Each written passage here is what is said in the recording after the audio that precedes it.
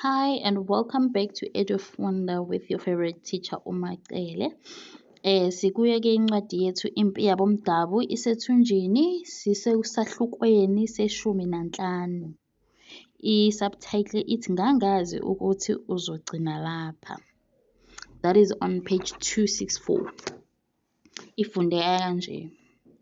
KwaMashu uJoni ozishaya injingana wazithola esephilisa okwesinqibi esephila ngokucela inkongozelo kudadewabo kaGetru Msibi owayequbise uNgubane.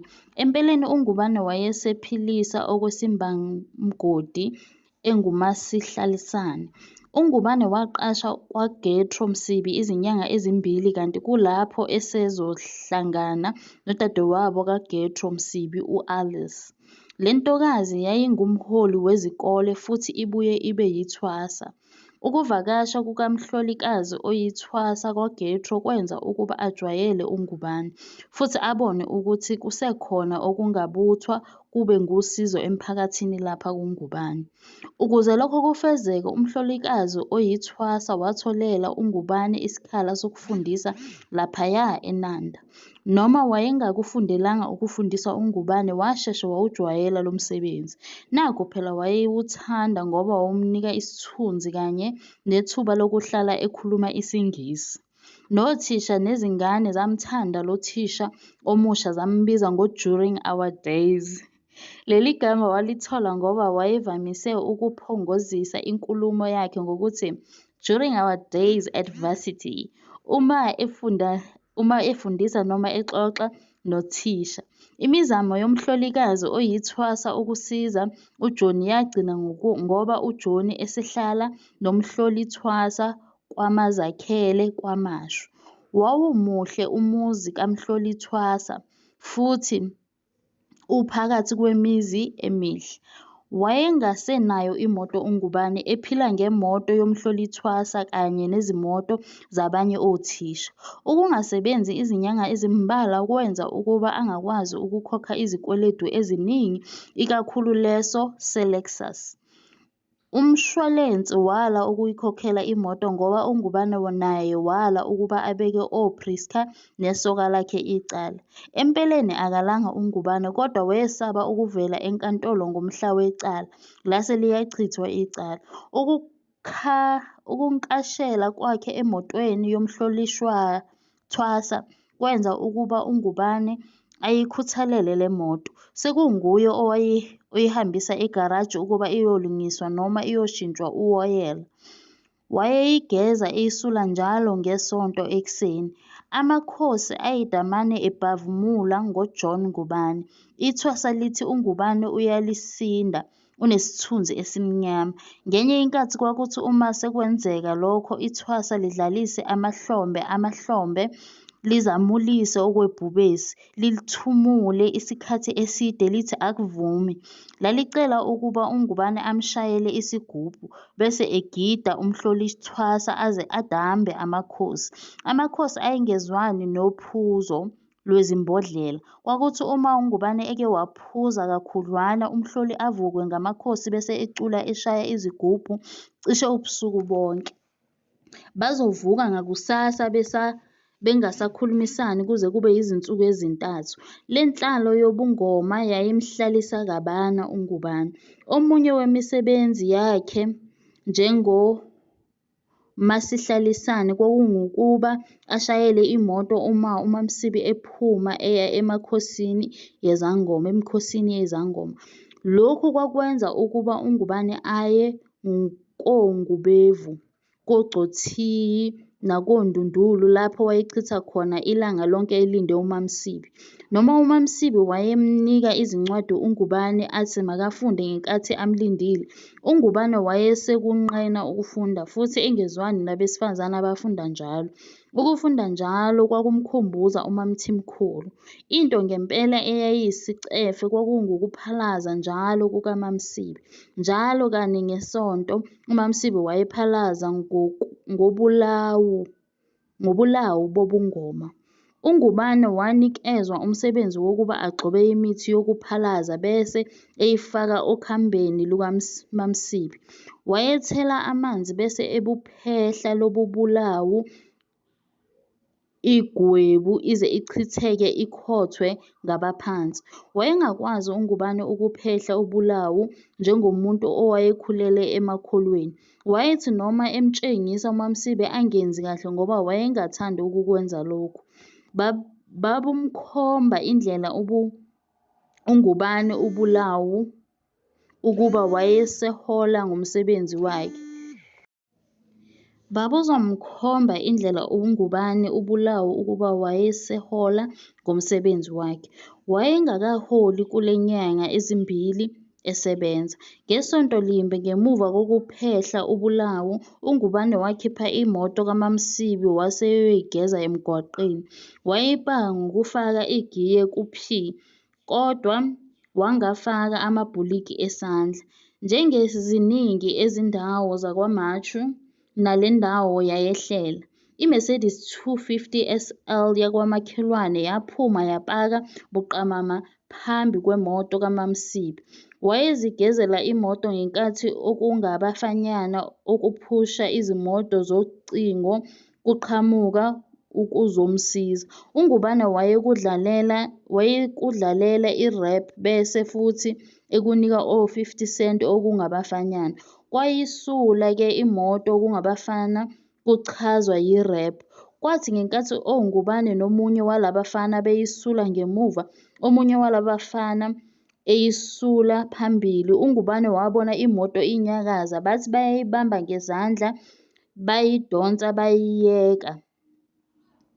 Yabadonsa bayiyeka. Waphuma waqasha umfana owayephakathi wema naye wayibuka imoto iyophahlaza iMercedes Benz.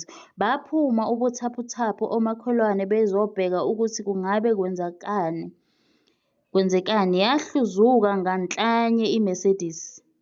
Ilambu langaphambili laphahlaka laphela, kwathi nefenda yangakwesokunxele yagoba yahuzuka kakhudlwana. Imoto kaMamsibi yathi ingashaya iMercedes yase iqhubekela phambili isiqonde kusakhiwo sikanokusho esasisekhoneni.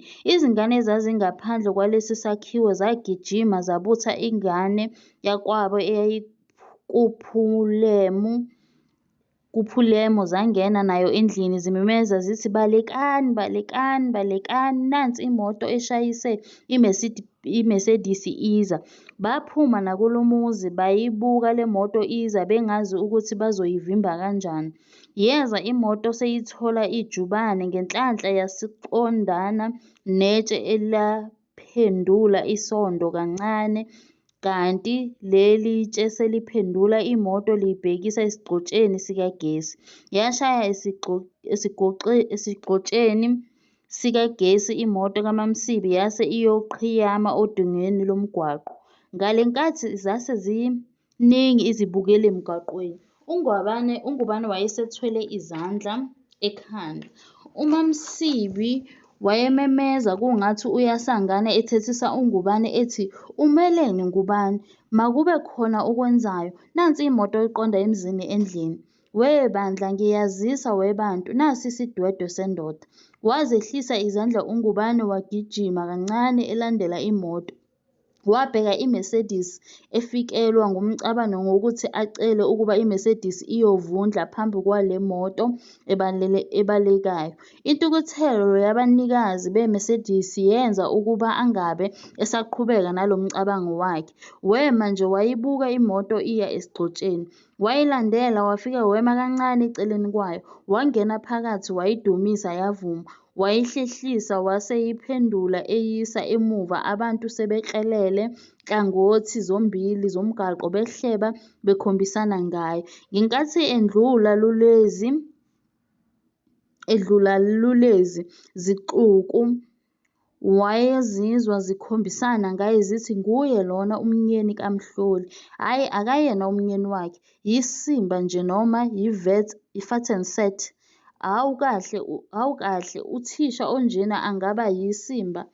Wathi lapho efika esixukwini esasibuka iMercedes wahlangabezana nendodana yakwamakhelwane eyeza kuye kubonakala ukuthi ifuna ukukhwela idilike kuNgubane ithi, "Hhayi, angikholwa ukuthi yimoto yami lena esinje. Yini lena osuyenze emotweni yami Mlisandini? Ungubani lo mfokazi? Lifunani leli gxabha la koMazakhele eselilimaze imoto yami? Angazi ukuthi kwenzenjani mfowethu," kusho uNgubane esondela kumfana owayephakathi emotweni ngenkathi ihamba. "Wenzeni lapha phakathi mfana? Uthinteni?" "Angithintanga lutho mina, imoto izihambele nje. Yini ebeniyisunduza ngemuva?" ulanda umfana ehlehla. Wase ebaleka elandelwa ngumngani wakhe. "Kade ngakutshela Ngubane lesi siphukuphuku ukuthi akukhona emadadeni lapha. Izindawo zaseThekwini ziyehlela. Kuhle umuntu azijwayeze ukufaka amabhuliki esandla uma ephuma emotweni. Ubuwafakile amabhuliki esandla?" "Khona bengingawafakanga," kusho uNgubane ebuka umnikazi weMercedes ababembamba ngoba wayefuna ukuzifikela ngezandla kuNgubane. Phakathi kwababehamba nomnikazi weMercedes kwakukhona uSibeko umfowabo ayomngenisa endlini. Nguye owayezokhuluma nomakhelwane ngale ngozi. Wayechiliza izandla uSibeke ethi, "Hamba zabalaza, ngena endlini mina ngizokhuluma nomakhelwane. Kayilimalanga kakhulu imoto. Kuphuma umkhokha ndodana, xola maziya." Wayephendukela kuMaMsibi wathi, "Yini lo sathane osuxova umoya sakhisene kahle kangaka Mhloli? Impela nami angazi ukuthi sathane muni lona ususidunga sihleli ngokuthula koMazakhele. Angazi ukuthi uNgubane ungenwe yini ukuba ashiye imoto ingafakiwe amabhuliki esandla. Ngiyaxolisa makhelwane, ngiyaxolisa impela Mcusi. Kuhle ungixolisele nakuzabalaza. Kulungile makhelwane, woza siyokhulumela kwakho ukuze izindaba zethu zingangenwa yilezi zibukeli esezigcwele umgwaqo," kusho uSibeko. Bahamba-ke bobabili bayongena endlini uNgubane ebalandela elengise indwangu yokusula imoto, isiphundu sakhe simtshela ukuthi wonke amehlo akuye. Endlini baqhubeka oSibeko noMaMsibi bekhalelana ngokulimala kwezimoto zabo. Bavumelana ngokuthi kusasa izimoto ziyongena kubaqangqathi ukuze basho ukuthi kuzobiza malini ukuzibuyisela endaweni yazo. "Khona singethande ukuba sikukhokhise ngale ngozi ngoba siyazi ukuthi akekho obethanda ukuba kwenzeke ingozi. Kodwa uma kusho wena uthi uzozikhokha zonke izindleko zethu, siyabonga Mhloli. Kufanele ngikhokhe ngoba yimi engaletha uNgubane. Nami ngangingazi ukuthi sengifuye umxabanisi," kusho umholi. "Kuthiwa lembula ingubo lingene makhelwane. Akunani ngoba akekho umuntu olimele. Mina ngike ngethuka sengiyibona imoto yakhe iqonda kwaMncwabe. Bengithi izosho phakathi," kulanda uSibeke esesukuma evalelisa. Wasukuma noMhloli wavalelisa wamphelezela umakhelwane behamba bexoxa bekhomba uNgubane ngekhanda. Kwathi esengena kwakhe uSibeko waphindela emuva uMhloli. Kwammangalisa ukuthi eyakhe imoto yayigobe ibhampa nje kuphela yangalimala kakhulu. Ebuyela endlini wathola uNgubane esadlala ngayo indwangu yokusula imoto, ehleli ebheke phansi. OSibeko noMaMsibi babengakhulumanga naye kodwa bezikhulumela bodwa bengomakhelwane. uSibeko wayengambheki nakumbheka uNgubane. Kuye uNgubane uyindoda engabonakali. Ngenkathi bexoxa noSibeko, uMhloli wayebeke umoya phansi ekhulumisa kukaMhloli. Kwathi esenoNgubane wasebangumhloli njengokujwayelekile. Njengomhloli, uMaMsibi wayengulusiba lukaBrigadier Jenene oqhulula inkithinkithi yama-oda ethi, letha ukhamba lobulawo Ngubane, qhelisa ibhodo eziko liyasha, ubovala amakhethini uma sekuhlwa noma athi, angithandi ukuba ngiphindaphinde into eyodwa Ngubane, ngathi izicathulo zakho zingahlali phansi kombhede, akukho ewema noma enkomponi lapha, njengethwasa uMaMsibo wayeboniswa, kwakubonakala ngamahlombe ukuthi kukhona akuzwayo umgomo, ngaphandle nje kokuthethisa uNgubane kungathi uthethisa ingane, wabuye wathi, ayikho into ezokulungela Ngubane uma ungayi kwabakini uyoshweleza, mina angikwazi ukuhlala nomuntu onezithunzi ezimlandelayo, uyangisinda Ngubane, selokhu kwangena wena lapha ekhaya idlozi alinginiki ukuphumula, kuhle uye kwabakini eMpaphalo. Kabasekho abakithi eMpaphalo, kuchaza uNgubane. Kabasekho bayaphi? Kungabe nabagubha nabavumbulula emathuneni bafihla kwenye indawo? Wathula uNgubane engazi ukuthi uzothini. Iso likaMaMsibi lathi musa ukungibhedela Ngubane. Wathatha wathi uNgubane, bengithi sokhuluma ngabantu abaphilayo. Abaphilayo kuphi manje Ngubane? Ngenye inkathi kube ngathi ngikhuluma nengane uma ngikhuluma nawe. Nanti isheko ozothola ngalo imoto, kuthi ushintshe uthele ngawo uphethiloli.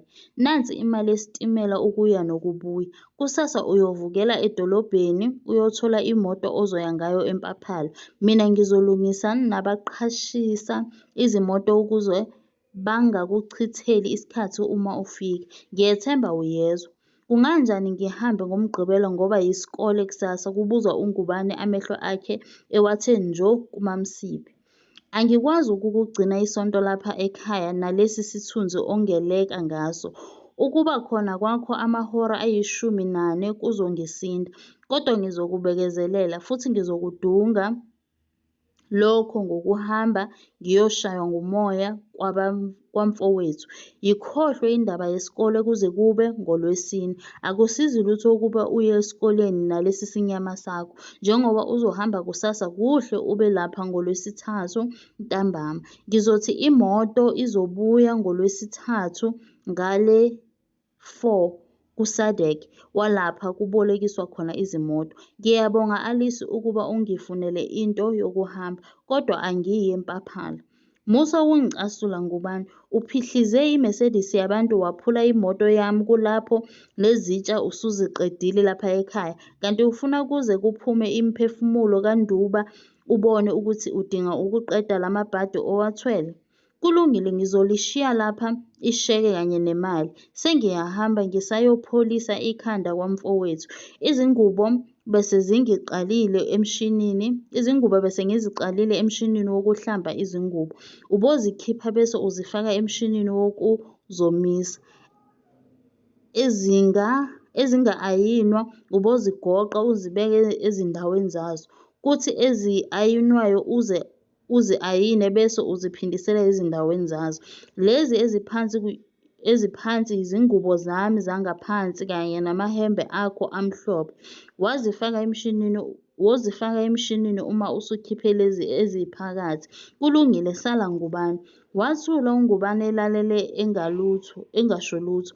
Wathi nalapho esevalelisa uMaMsibi yena wangaphendula uNgubane.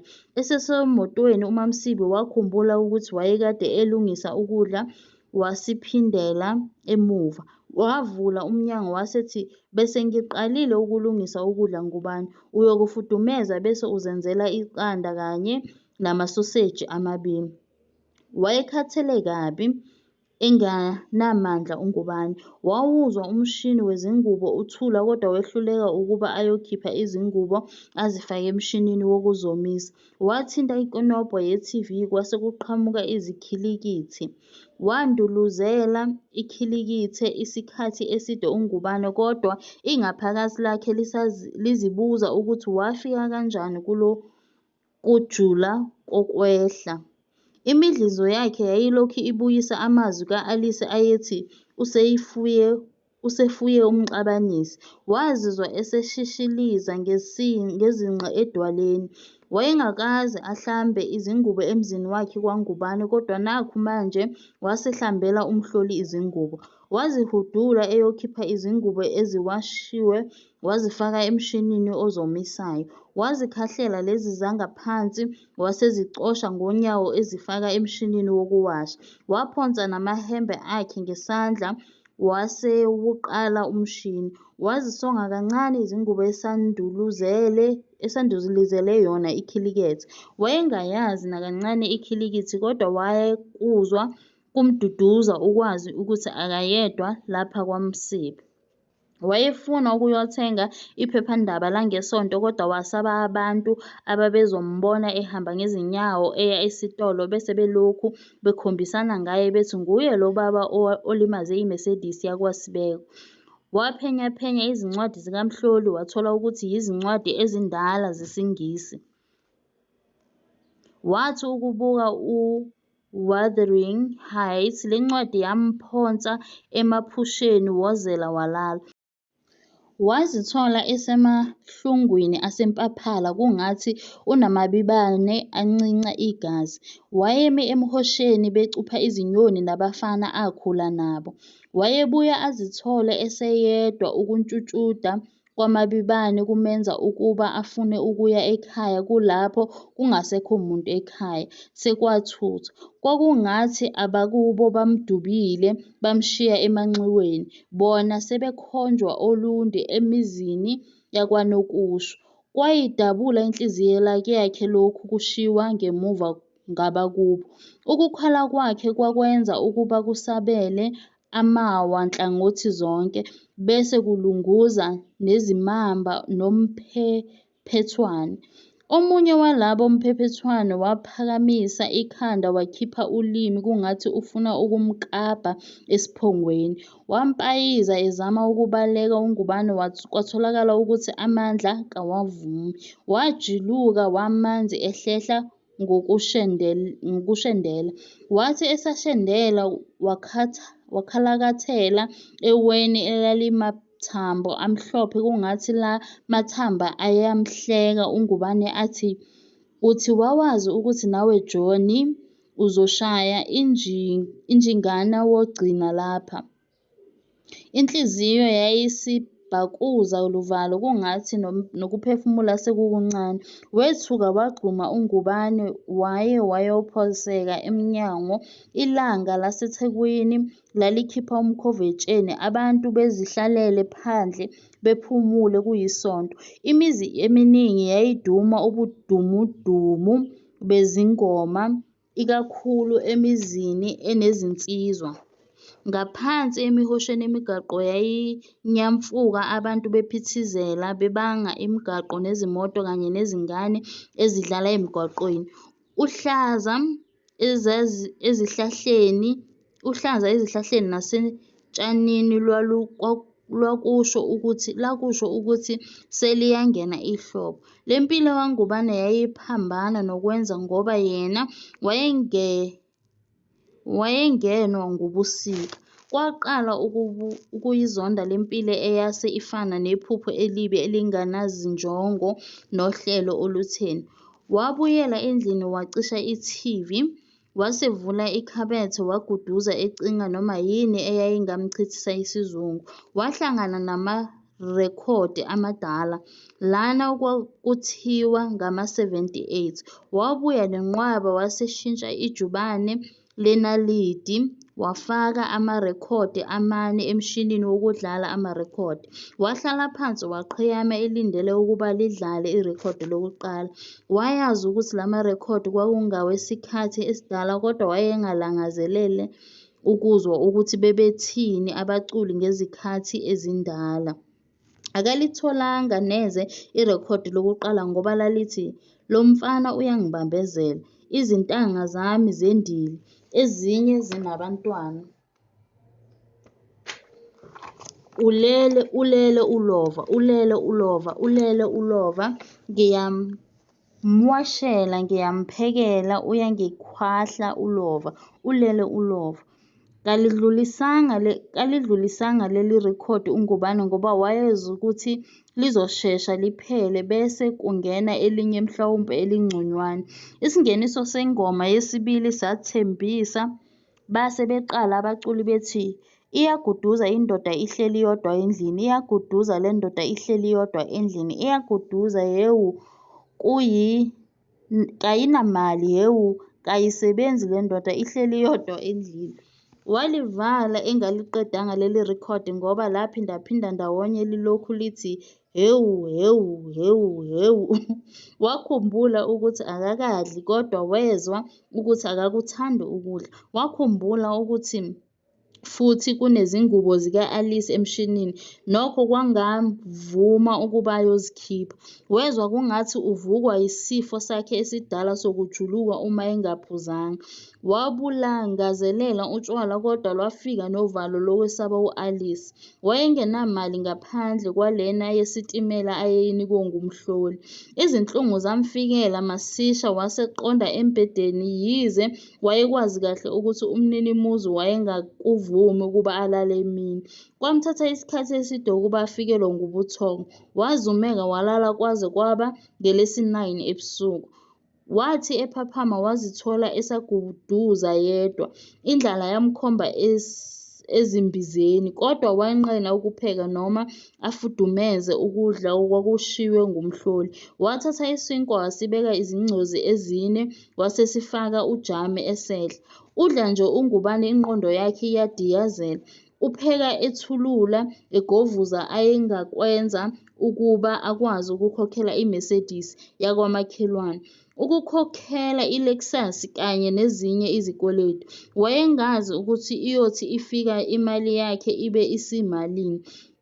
Wayezimisele ukuthi uma ifika abuyisele u-Alice imali yakhe futhi besephuma lapha ekhaya ayoziphenyela isikhundla esisha.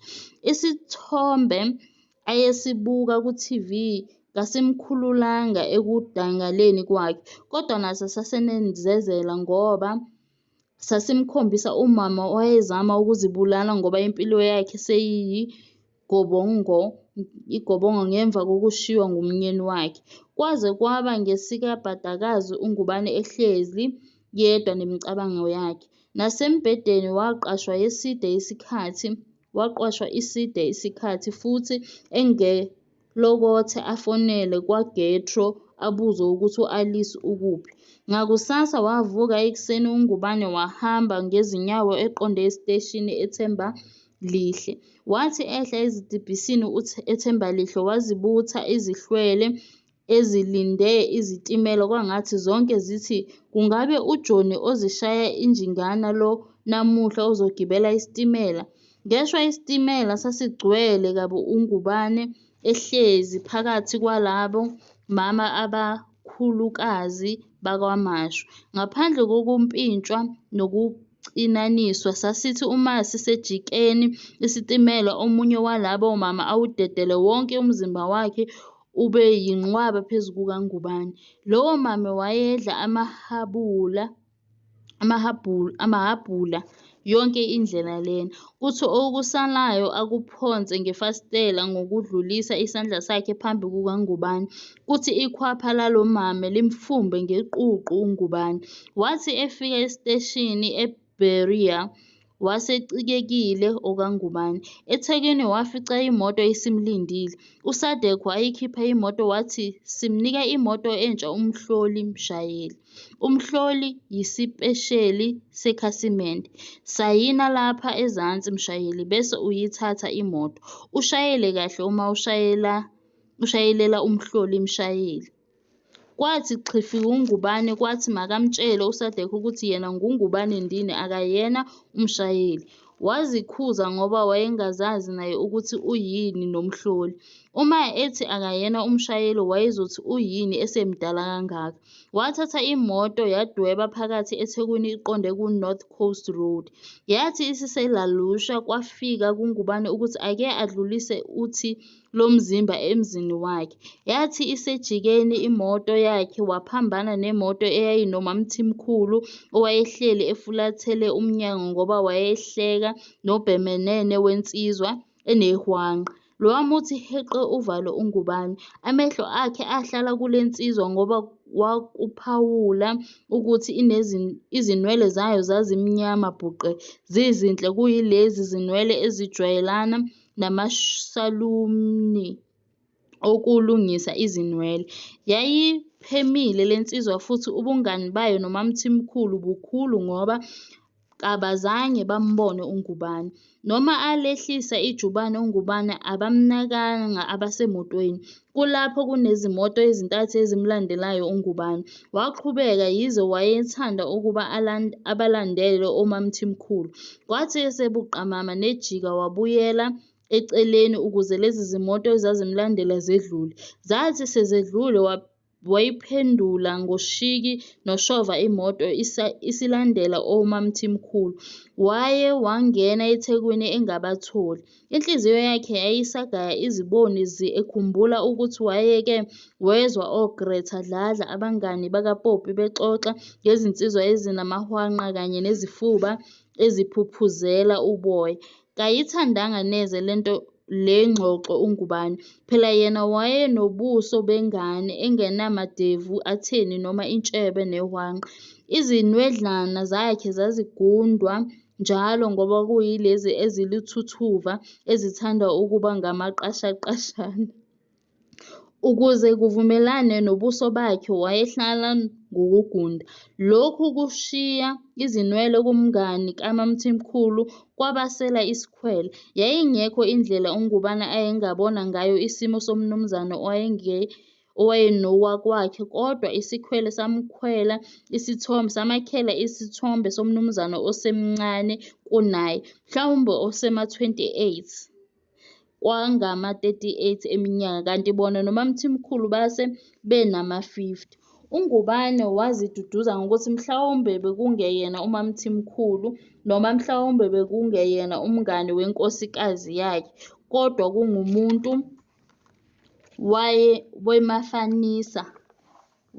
wamafenisha noma njengomunye umuntu obelethwe yibhizinisi. Isikhwele senqaba ukuyimukela leyo nduduzo, sase simphindisela emuva eLalusha. Wehluleka uNgubane ukudlula kwakhe eLalusha engasangenanga. Wayinyonyobisa kancane ngokungabaza imoto waze wapaka phambi komuzi wakwakhe. Wonke amasango ayekhiyiwe. Kwathi kwele moto kwaba nesinqamu sikaGwayi esasithunqa. Ngendlela esasilahlwe ngayo lesi sinqamu, isikhwele samtshela ukuthi asilahlwanga ngabantu abadlula ngendlela. Amaphaphu ebhakuzela futhi walibuka ikhaya likaMamthimkhulu lilihle phansi kwefulamboyethi nomkhuhlu. Wathi ubuka isicingo somkhuhlu, umvemve owawuzindizela, wamnemba ngesitibhili phakathi emlonyeni. Waphimisa uNgubane ezisula eqonde emotweni. Yehla ngesinyenyela imoto iqonde ku-North Coast Road futhi. Yathi lapho ifika ewuthongathi, le ndawo amabhimbi ayibiza ngeThongathi, wayingenisa yayopaka ekugcineni kwesigcawu sokupaka. Wayethukuthele ebila uNgubane futhi nendlala yayisibasela intukuthelo. Lolu hambo oluya eMpaphalo wayengaluthandi kodwa elethweswe ngumlomo ongathethimanga, othi uma usuthukuthele noma ufuna ukuba izinto zenziwe bese uqhuba amakhosi phambili. Walibuka ulwandle ekhumbula insizwa ehamba nomkakhe, nezingubo zika-Alisi ayengazikhiphanga emshinini kanye noSadek owayembiza ngomshayeli womhloli.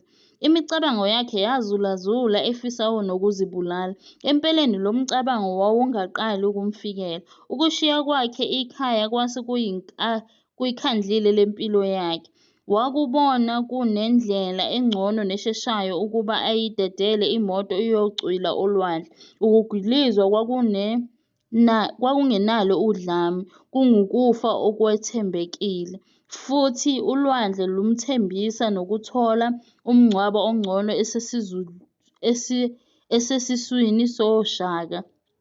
Wajula kule micabango kwathi yonke indawo emzungezile yamingilidwa yilo mcabango wokufa okuthambile, kungathi impilo ihlaselwa ngolovo.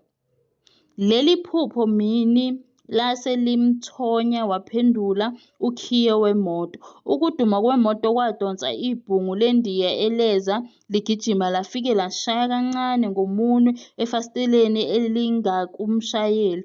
Wanduluza ungubane elibuka leli bhungu. Lamoyizela leli bhungu lase likhombisa ngezandla ukuthi lidinga umentshisi. Usikilidi wayo wawulenga emlonyeni. Izinduku zokudoba zisekhwapheni. Wanikina ikhanda ungubane ekhombisa ukuthi akanawo umentshisi. Lakhomba dasilikidi sasemotweni ibhungu, limkhombisa ngokumoyizela ukuthi lifuna ubungani. Kulokho kungabaza ungubane wehlisa ifasitela wasesisundizela phambili isokhelagwayi ukuze sokheleke. Labonga lokho kwenza kwakhe leli bhungu ngokuthi, "Ngiyabonga mnumzane, lwaze lwaluhle usuku, yayinhle nemoto, yintsha sha iphuma ebhokisini. Ngiyayithanda nesudi yakho mnumzane."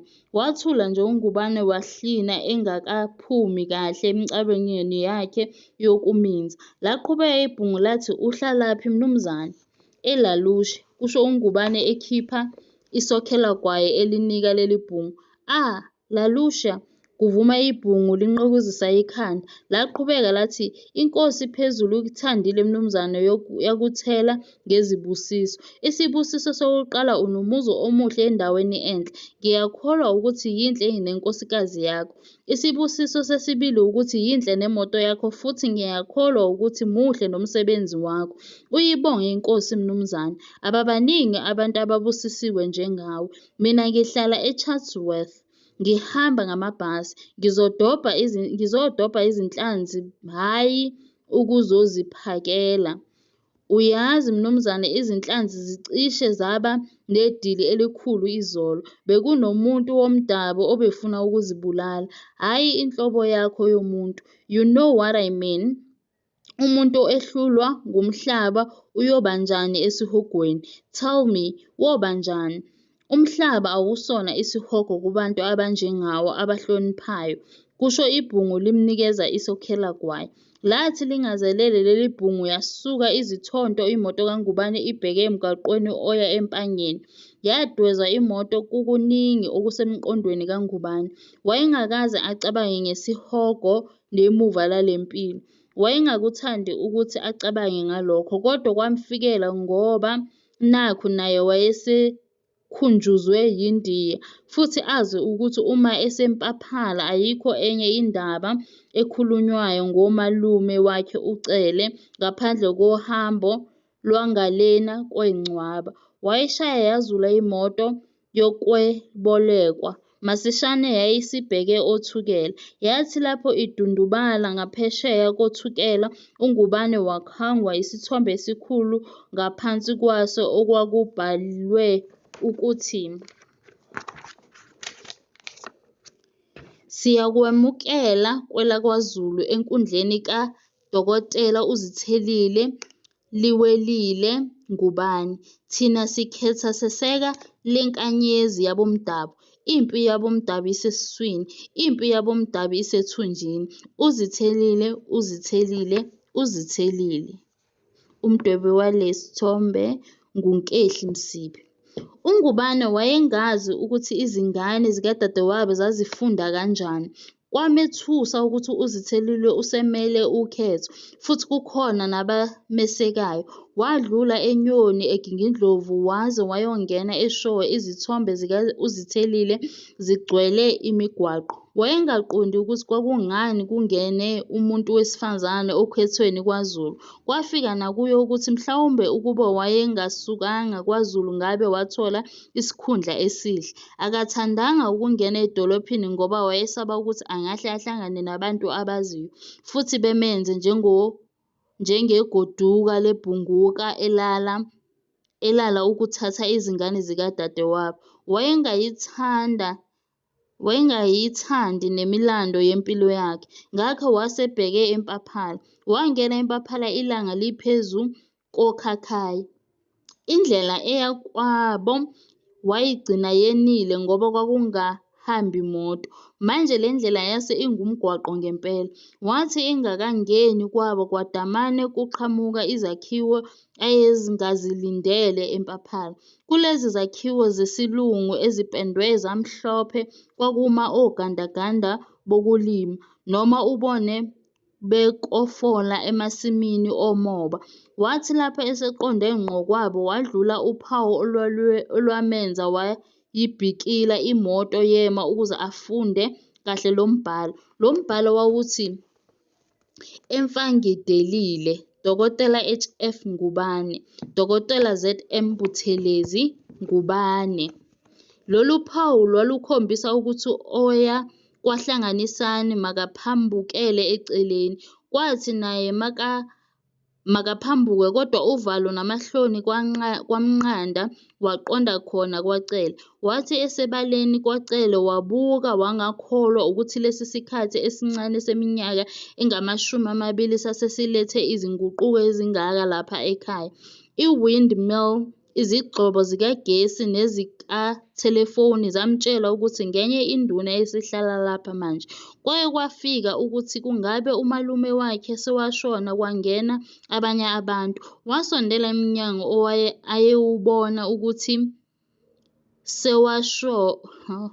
ayewubona ukuthi makube ngongena ngaphambili kulesi sakhiwo. Wacindezela ikonobho wathuka esezwa izwi likamalume wakhe lithi makangene. Wafikelwa yisiyezi kancane kodwa wangena. Esephakathi wema ekhuleka ethi, "Sikhulekile ekhaya Ndosi." "Sawubona Mpapatisi, usuze wafika?" kubuza uCele ephakamisa isandla ukuxhawula. NoNgubane wakhipha isandla wasesondeza ukuze axhawule.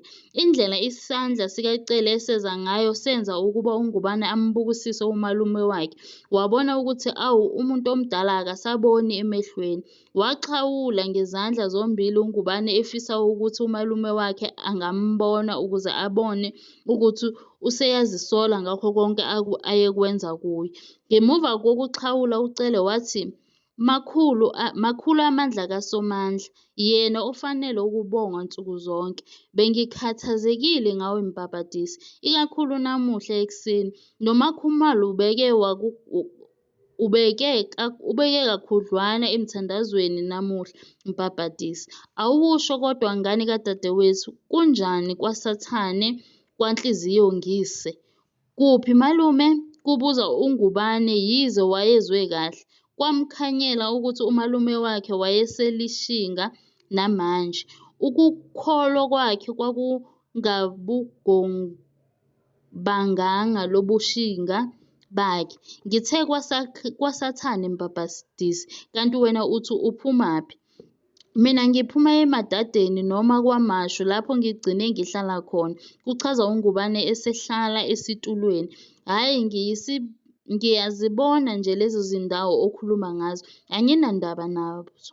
Engikubuzayo ukuthi kunjani kwaSathane ngane kadadewethu? Le minyaka yakho yokubhunguka ushiya umkakho uphilisa okwembungulu, yona ephila ngobumnyama makube ikukhandlile." Washo lokhu uCele wabhekisa ikhanda kuNgubane kungathi uthi, "Khuluma iqiniso." Indlela uCele ayebuka ngayo uNgubane yamenza ukuba angakwazi ukukhuluma amanga. Wasethi, "Empeleni malume, ngingathi ushaye khona. Mina sengibuya esihogweni, yikho nje ngilapha. Sengikhathele malume futhi angazi ukuthi ngingenzani ukuze ngiphindisele iminyaka yami emuva bese ngiqala kabusha. Angazi impela ukuthi namanje ngizothini lapha kuwe. Mina bengazi ukuthi uyeza Mpapatisi, ayikho into sayicela sangayithola. Siwucelile umusa ngale mpilo yakho osoyisaphazile. Nakhu manje usulapha ngaphakathi kwamasango akaCele empaphalo. Siyakubonga ukungena kwakho kulamasango. Ngakho sisazobiza izingane zalapha ekhaya, abazukulu bakho ongabazi ukuze sizowubonga lo musa." Washo lokhu uCele, wasedonsa intambo eyayisesitulweni sakhe yasondeza insimbi. Wayishaya kathathu le nsimbi kwaqhamuka ubhuzane lezingane ezazicishe zilingane, zonke ziseminyakeni engathi-4. Zangena lezi zingane zambamba umkhulu zithi, "Sesifikile mkhulu, kulungile, bingelelani nangu umkhulu wenu umbhabhadisi," kusho uCele ezisunduzela kungubane izingane. "Ngumkhulu bani lo, umkhulu ubani khulu?" Uthe, "Umkhulu umbhabhadisi." Umkhulu umbhabhadisi owayebhungekela emandeni, umkhulu umbhabhadisi owabhungekela emandeni, kubuza ingane eyayinethambo.